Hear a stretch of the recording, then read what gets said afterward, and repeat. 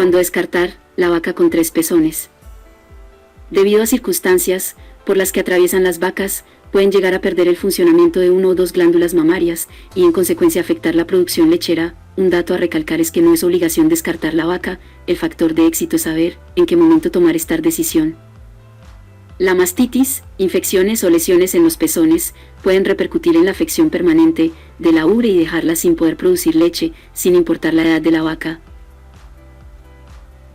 Algo que causa mastitis, y muchas veces no se toma en cuenta, es cuando las novillas se maman los pezones entre ellas, acto que desencadena una producción de leche prematura, la cual puede provocar mastitis antes del primer parto, y en consecuencia pierden uno de sus cuartos mamarios.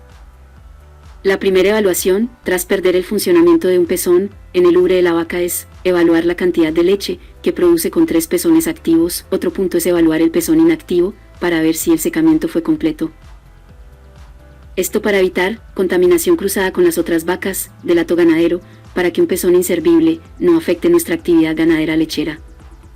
Lo primordial es secar ese pezón, ya que la vaca puede producir leche por 3 pezones sin problema, incluso con 3 pezones activos. Hay vacas con excelentes promedios lecheros, incluso con 2 pezones las vacas pueden ser muy productivas. Entonces el punto a recalcar es, los pezones inactivos deben estar secos, para que no se conviertan en problema. Si nos enfocamos en el bienestar animal, hay que recordar que la mastitis causa molestias y malestares, razón por la cual debemos de realizar todo lo necesario para evitarlo. Sin dejar de un lado, que falta de higiene igual a mastitis, presencia de mastitis baja producción, en otras palabras, con un adecuado manejo y alimentación, tanto como nutrición la mastitis, que es la principal causante de pérdidas, en el sector ganadero lechero, se puede prevenir. Regla de oro, ordeñar pezones sanos, secos y limpios, sellado y presellado. La desinfección la puede hacer con cloro, por un lapso de 20 segundos, con el firme propósito de producir con inocuidad y evitar el descarte de vacas con problemas de mastitis.